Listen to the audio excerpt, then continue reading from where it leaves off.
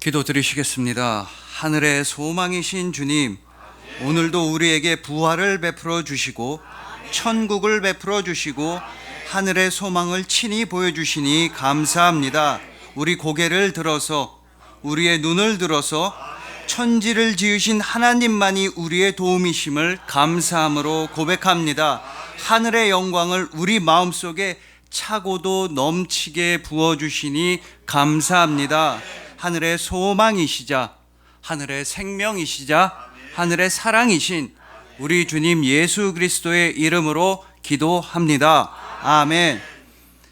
자, 오늘은 하늘의 소망이라는 말씀으로 주님의 은혜를 함께 나누도록 하시겠습니다. 여러분, 제가 고등학교를 다닐 때만 해도 선생님들이 교실에 일단 들어오셔서 이런 말씀을 많이 하셨습니다. 이것들 아주 엉망이구만. 동네 멍멍이들도 너네보단 낫겠다. 아주 개판 5분 전이야. 이러면서 막 혼을 내셨습니다. 사실 혼날 짓을 많이 하기도 했습니다. 근데 이 개판 5분 전이라고 하는 말은요, 원래는 강아지들, 멍멍이들이랑 전혀 상관이 없는 말이었습니다. 오히려 알고 보면 너무나 가슴 아픈 우리 대한민국의 슬픈 현대사와 관련이 있는 말이었습니다.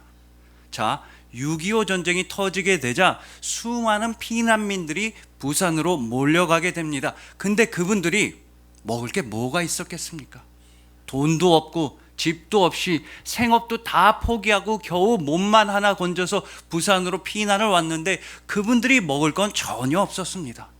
그 피난민들이 먹을 수 있는 유일한 식량은 바로 미군 부대에서 배급이 나온 원조 식량이었습니다. 그리고 그 피난민 분들을 위해서 큰 가마솥 같은 밥솥을 하나 준비합니다. 그리고 그 안에 미군 부대에서 나온 쌀, 식량을 다 넣고 밥을 짓는 겁니다. 그리고 밥이 거의 다 되어가면 그때 담당자가 큰 소리로 외치는 겁니다. 개판 5분 전이요. 개판 5분 전.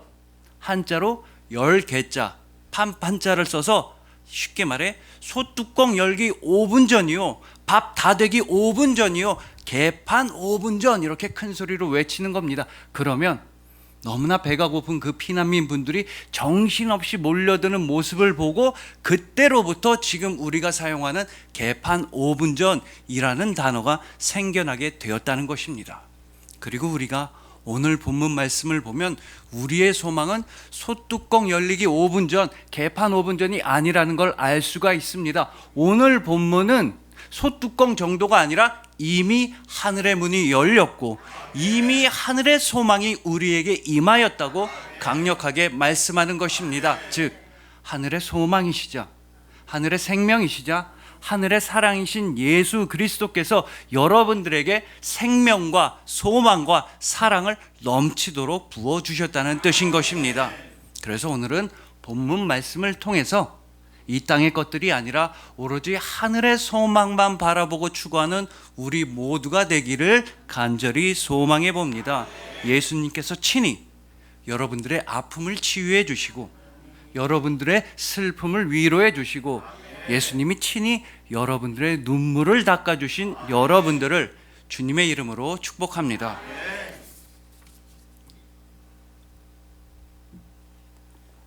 자, 일단 오늘 본문 1절 말씀을 보시겠습니다.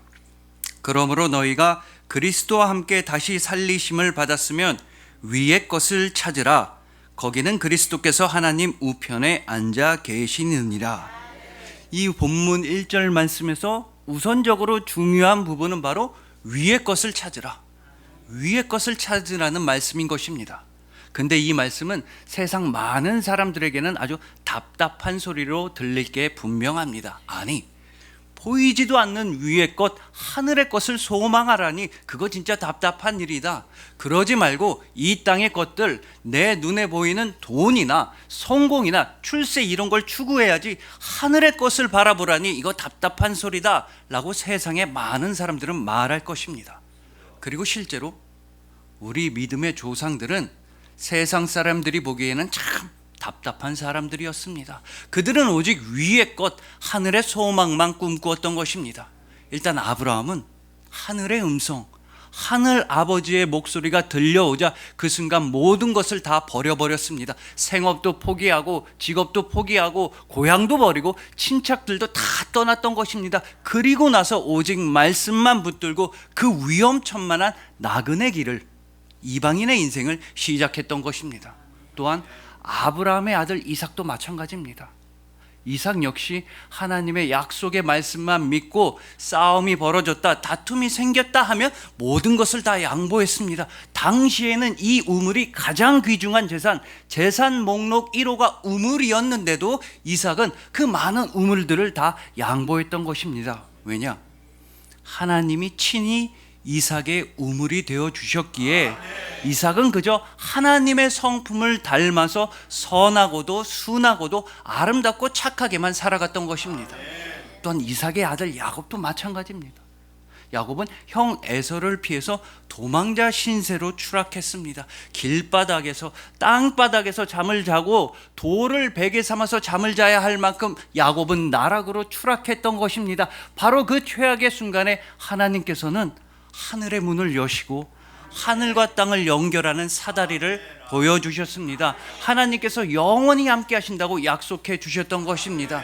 이처럼 믿음의 조상들, 오직 믿음의 사람들은 위의 것들, 하늘의 소망만 꿈꾸었던 사람들입니다. 오직 하나님의 말씀과 하나님의 마음과 하나님의 사랑만 의지했던 사람들인 것입니다. 그리고 우리도, 믿음의 후손들인 우리도 믿음의 조상들처럼 오직 하늘의 소망 하나로만 살아갈 수가 있습니다. 이제 더 이상은 이 땅의 것들에게 휘둘리지 아니하며 이 세상의 욕심과 죄악을 다 벗어버리고 오직 하나님의 약속의 말씀 하나만으로 우린 살아갈 수가 있으니, 바로 오늘 본문 1절에서 사도 바울은 우리가 위의 것, 하늘의 소망을 꿈꿀 수 있는 이유를 분명히 말씀하기 때문입니다. 그러므로 너희가 그리스도와 함께 다시 살리심을 받았으면, 그리스도와 함께 다시 살리심을 받았으면 위의 것을 찾으라. 예수 그리스도와 함께 다시 살리심을 받은 사람들이라면 위의 것, 하늘의 소망을 누릴 수가 있다는 뜻입니다. 그리고 우리가 예수님과 다시 함께 살리심을 받았다는 말씀은 너무나 명백하게도 우리에게는 부활 소망이 충만하다는 뜻인 것입니다. 여러분, 이 세상에서 가장 최악, 가장 절망적인 상태는 보통 죽음이라고 말합니다. 모든 사람들은 죽음을 두려워하며 죽음을 피하고 싶어하고 심지어 너무나 무서워하니까 죽음을 외면하고 인정하지도 않으려고 합니다. 그러나 적어도 우리만큼은 죽음은 최악이 아니다, 죽음까지도 가장 나쁜 상태가 아니라고 말할 수 있습니다. 세상 모든 사람들은 죽음 가운데서 절망만 발견한다 할지라도 우리 그리스도인들은 죽음 가운데서도 소망을 발견할 수 있습니다. 세상의 많은 사람들은 죽음 가운데서 그저 죽음만, 그저 생명 없음만 바라본다 할지라도 적어도 그리스도인들은 죽음 가운데서도 생명의 길을 찾아낼 수가 있는 것입니다. 왜냐하면요, 예수님께서 죽음을 승리하시고 부활하셨기 때문입니다. 예수님의 부활 안에서라고 한다면 죽음마저도 최악이나 절망이 아니도록 변화하게 되는 것입니다. 오직 예수 그리스도의 부활 안에서라면 이 죽음마저도 우리에게는 천국의 시간으로 변화하게 되는 것입니다. 여러분, 혹시 그 통닭, 치킨을 좋아하십니까? 통닭은 남녀노소 누구나 다 좋아하고, 요새 우리나라의 치킨들은 종류도 다양해지고 맛도 훨씬 좋아져서 특히 외국 사람들이 그렇게 우리나라 치킨을 좋아한다고 그럽니다. 그래서 예전에는 우리나라를 대표하는 음식이 뭐냐고 물어보면 외국 사람들이 뭐 불고기, 비빔밥 이렇게 말했는데, 요새는 K푸드, 대한민국의 국가대표 음식은 치킨이다 라고 말하는 외국인들이 늘어났다는 것입니다. 근데 여러분, 이 통닭 치킨이라고 해도 그냥 막 아무렇게나 생겨난 게 아닙니다.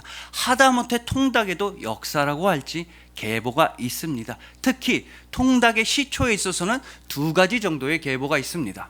자, 원래 우리나라에서 전통적으로 닭을 잡아먹는 방식은 물에 삶아 먹는 것이었습니다. 삼계탕, 백숙 이렇게만 해서 먹었는데, 그러다가 최초로 우리나라에서 닭을 잡아먹는 방식이 변화한 것이 바로 전기구이 통닭입니다.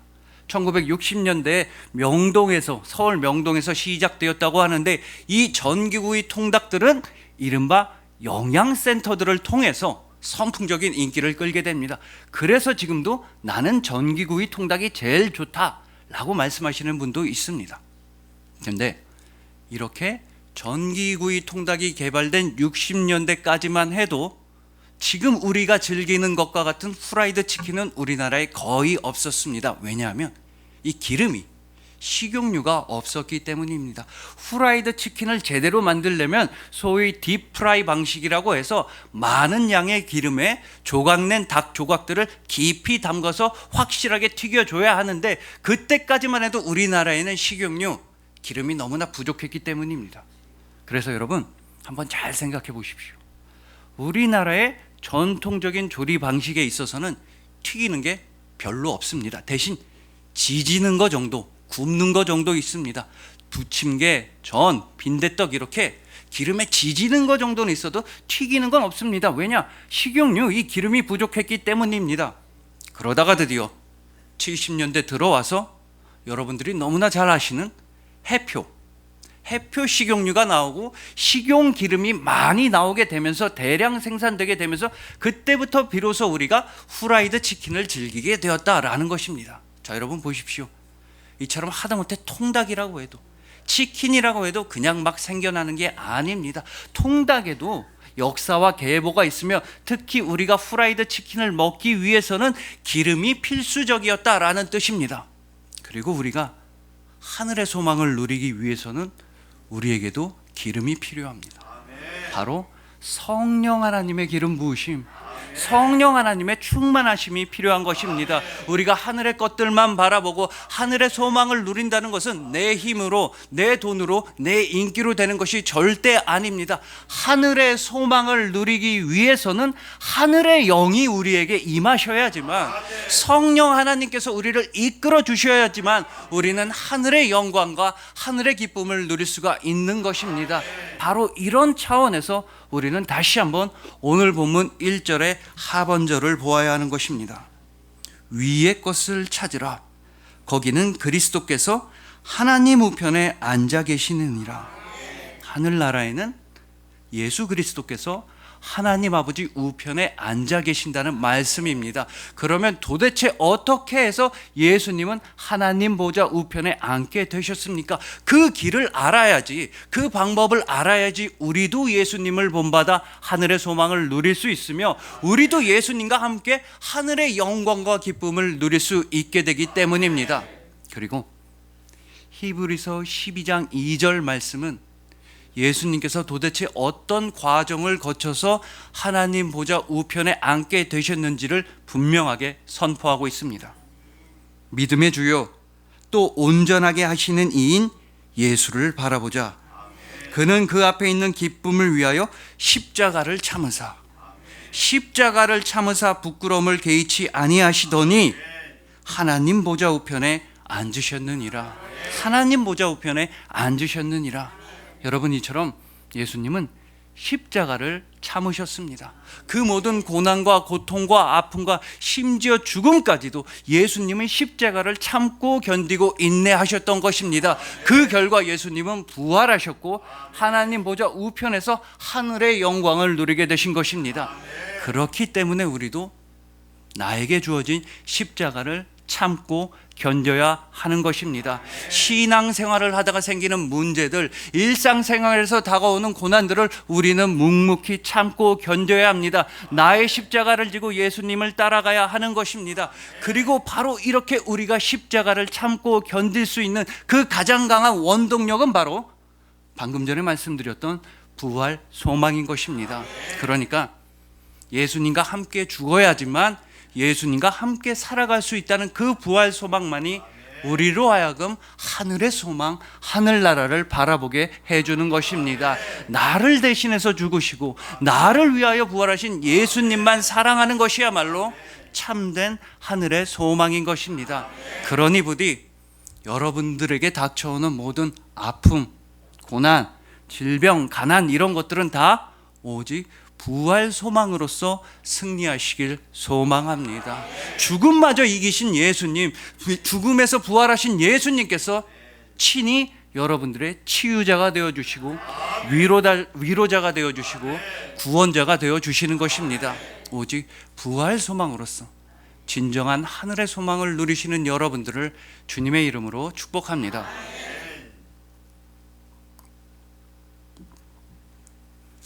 여러분, 저는 얼마 전에 이런 얘기를 들었습니다. 이제는 옛날이랑 시대가 완전히 바뀌었다는 것입니다. 세상 자체가 달라졌다는 것입니다. 옛날에는 가족들이 어디를 놀러 간다 그러면, 예를 들어 뭐 대공원 간다, 여행 간다 그러면 가족들이 전부 다 함께 가야 했습니다. 가족 구성원이 단 한 명도 빠짐없이 함께 가야 했습니다. 그래서 옛날에는 예를 들어 아빠만 아이들을 데리고 놀러 왔다, 대공원 왔다 그러면 뒤에서 아주머니들이 수근수근 욕을 했습니다. 저 집에는 무슨 문제가 있나 봐.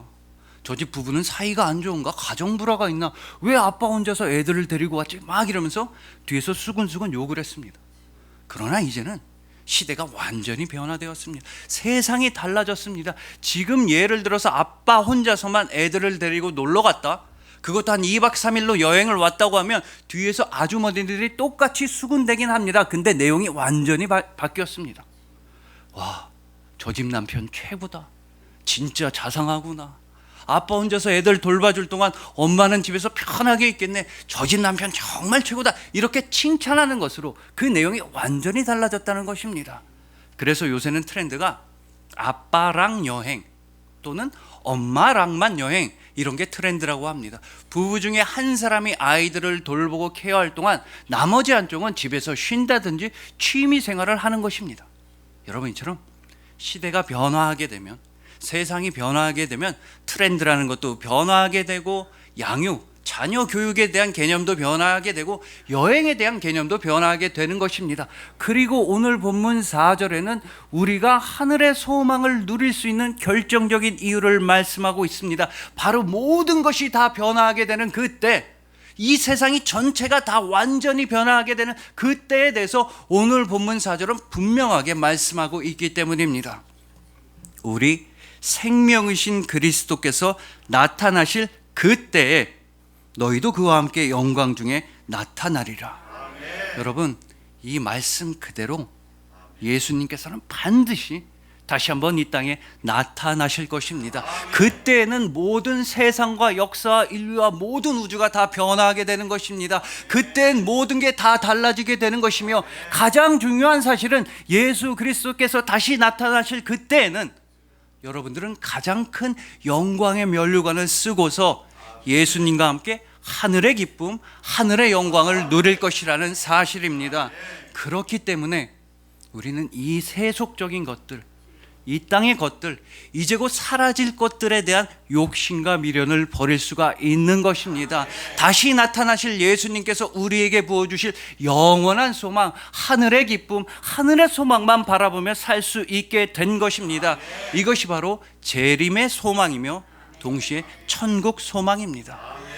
예수님과 함께하는 기쁨을 체험하는 모든 시간들이 천국의 시간이기 때문이며, 예수님께서 나를 사랑하시는구나, 나도 예수님 정말 사랑합니다 라고 고백하는 모든 시간들이 천국의 순간들이기 때문입니다.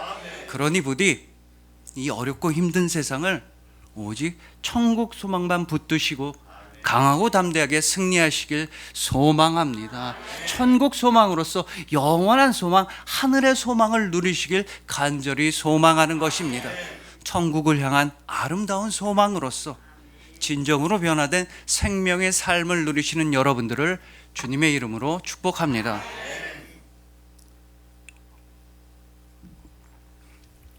자, 이제 마지막으로 오늘 본문 3절에는 우리가 하늘의 소망만 바라봐야 하는 그 이유가 정확히 나타나 있습니다. 이는 너희가 죽었고 너희 생명이 그리스도와 함께 하나님 안에 감추어졌음이라. 이는 너희가 죽었고, 그렇다고 해서 이 말씀이 무작정 우리가 다 죽었다, 우리는 이제 끝이다, 이런 말씀은 전혀 아닌 것입니다. 오늘 본문에 이어지는 5절을 보시면 우리는 죄악에 대해서 죽었고 우리는 이 세상의 정욕과 탐심에 대해서 죽었다는 말씀인 것입니다. 대신에 우리의 생명은 바로 여기에 있다고 오늘 본문 3절은 너무나 귀한 말씀을 하여 주십니다. 너희 생명이 그리스도와 함께 하나님 안에 감추어졌습니다. 여러분, 이처럼 우리의 원수이자 대적인 죄악, 정욕, 탐심 이런 것들에 대해서는 우리가 죽었고 우리의 대적들이 다 사라졌고 우리의 생명은 하나님 안에 잘 감추어졌다. 하나님께서 잘 보관해 주신다는 이 본문 3절 말씀은 우리로 하여금 구약의 한 장면을 떠오르게 하는 것입니다. 자, 이때가 언제냐 하면요, 다윗이 무지하게 화가 났을 때입니다. 다윗은 엄청 큰 부자인 나발이라고 하는 사람의 가축과 재산을 잘 지켜주고 보호해줬습니다. 그 대가로 아주 적은 양의 식량만 다윗은 요구했는데 이 나발이라고 하는 사람이 매우 모욕적인 방식으로 다윗의 요청을 거절한 것입니다. 그러자 화가 난 다윗은 무장한 400명을 데리고 나발을 향해 달려가기 시작합니다. 그렇게 분노의 진군을 하던 다윗의 앞을 가로막은 한 여인이 등장하게 됩니다. 그 여인은 나발의 아내인 아비가일이라고 하는 여성으로서 아비가일은 매우 지혜롭고 현명한 여인이었습니다. 가족들의 생명을 살리기 위해서 많은 양의 식량을 다윗한테 바치면서 아비가일은 다윗을 향해서 이렇게 말을 합니다. 자, 아비가일이 다윗을 향해서 했던 매우 지혜로운 발언인 사무엘상 25장 29절입니다. 사람이 일어나서 내 주를 쫓아 내 주의 생명을 찾을지라도 내 주의 생명은 내 주 하나님 여호와와 함께 생명 싸개 속에 쌓였을 것이요 내 주의 원수들의 생명은 물매로 던지듯 여호와께서 그것을 던지시리이다. 자, 여러분, 아비가일은 다윗한테 간절하게 말하는 것입니다. 내 주 왕이요, 다윗 왕이요, 아무리 많은 사람들이 왕의 생명을 노린다고 할지라도 왕의 생명은 하나님의 생명 싸개 속에, 하나님의 품 안에, 하나님의 주머니 안에서 안전하게 보호되고 있습니다. 내 주 왕이요, 다윗 왕이요, 아무리 많은 원수들과 대적들이 있다 하더라도 하나님께서 직접 왕의 원수와 대적들을 물매로 멀리 집어 던지실 것입니다 라고 발언하는 것입니다. 자, 아비가일의 이 발언이 아비가일이 얼마나 지혜롭고 현명한 여인인지를 분명히 드러내주고 있는 것입니다. 아비가일은요, 자기 자신이 분명히 기억하고 있는 그날, 다윗은 더욱더 잘 기억하고 있을 그날, 심지어 우리까지도 잘 기억하고 있는 그날의 기억을 떠올려 보라고 다윗한테 말하는 것입니다. 힌트는요, 생명 싸개와 물매입니다. 쉽게 말해서 생명 싸개, 주머니와 물매, 이 두 가지인데 이 두 개가 왜 중요하냐 하면 이 두 개는 바로 다윗이 골리앗과 싸우러 나가던 그날에 다윗이 들고 갔던 두 가지 도구였기 때문입니다. 자, 여러분들이 잘 아시듯이 다윗은 골리앗과 싸우러 나갈 때 변변한 갑옷이나 변변한 무기, 창, 칼 이런 걸 가지고 가질 않았습니다. 물론 사울 왕이 다윗한테 갑옷을 제공하고 무기를 준다고 했으나 그 갑옷을 착용해 봤는데 막상 불편하기만 하고 어색하기만 해서 갑옷의 착용을 거절했던 것입니다. 대신에 다윗은 바로 이런 도구를, 바로 이런 무기를, 바로 이런 방식으로서 선택했다고 사무엘상 17장 40절은 증언하고 있습니다. 손에 막대기를 가지고 시내에서 매끄러운 돌 5을 골라서 자기 목자의 제구 곧 주머니에 넣고 손에 물매를 가지고 블레셋 사람에게로 나아가니라. 여러분, 유진 피터슨 목사님은 다윗이 시냇가에서 매끄러운 돌 5개를 골라 잡은 그 장면을 한번 상상해 보라고 말씀하십니다. 과연 다윗이 어떤 자세로서 돌을 골랐는지, 다윗이 과연 어떤 마음으로서 돌을 골라 잡았을지를 상상해 보라는 말씀인 것입니다. 여러분, 그리고 다윗은 분명히 시냇가에서 무릎을 꿇어 앉은 자세로 돌을 골랐을 것입니다. 그 누구도 똑바로 선 채로 허리를 다 펴고 무릎을 다 펴고 똑바로 선 채로 바닥에 있는 돌을 골라 잡지는 않기 때문입니다. 그래서 다윗도 분명히 무릎을 꿇은 자세로서 돌을 신중하게 골랐을 것입니다.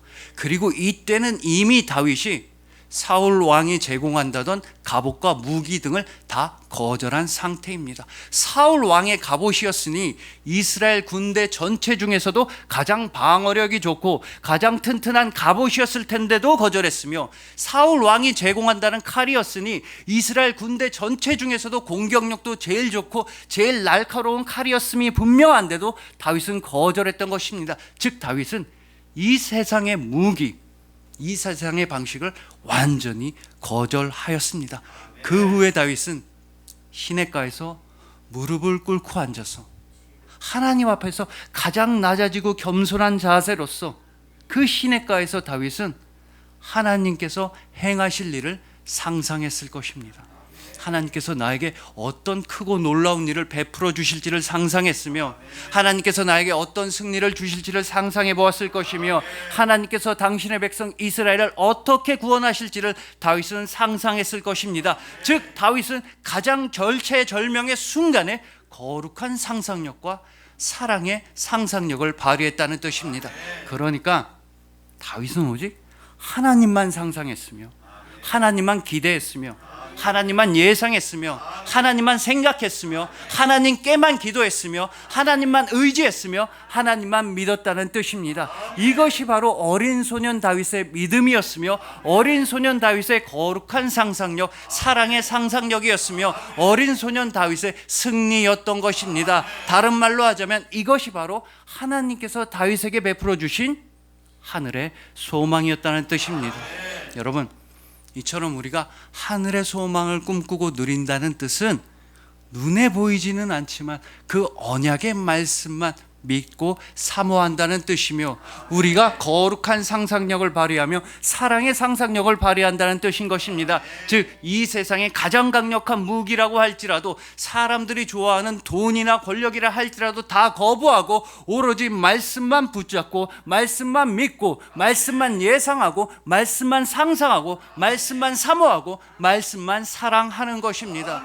여러분, 우리 주님 예수님이야말로 온 우주에서 거룩한 상상력이 가장 뛰어나고 깊은 분이셨습니다. 예수님이야말로 사랑의 상상력이 위대하고 놀라우신 분이셨습니다. 이것을 조금 더 쉽고 정확하게 말씀드리자면, 예수님은 단 한 번도 우리를 남으로 생각하신 적이 없다는 뜻입니다. 예수님은 단 한 번도 우리를 당신과 분리해서 우리는 당신과 상관없는 사람들이라고 우리를 남으로써 예수님은 단 한 번도 생각하지 않으셨습니다. 대신에 예수님께서는 우리의 아픔을 당신 본인의 아픔으로 느끼셨습니다. 예수님은 우리의 슬픔에 대해서 예수님 본인이 더욱더 슬퍼하셨던 것입니다. 이것이 오직 예수님만의 거룩하고도 아름다운 사랑의 상상력이었습니다. 여러분, 예수님은 참으로 우리가 없는 하늘을 생각하기도 싫어하셨습니다. 예수님은 참으로 우리가 없는 천국을 거절하고 거부하셨습니다. 반대로 예수님은 우리와 함께하는 천국을 상상하셨으며, 오직 십자가 부활로서 그 거룩한 상상력, 우리와 함께하는 천국을 완전한 현실로 이루어 주신 것입니다. 예수님은 우리와 영원토록 함께하는 꿈을 꾸셨으며, 그 사랑의 꿈을 예수님은 아름답고도 신실하게 이루어 주셨던 것입니다. 오직 당신의 죽음으로써, 당신의 희생으로써, 당신의 부활로써, 우리를 향하신 당신의 사랑으로써 예수님은 그 거룩한 상상과 아름다운 사랑의 꿈을 완전하게 실현시켜 주셨습니다.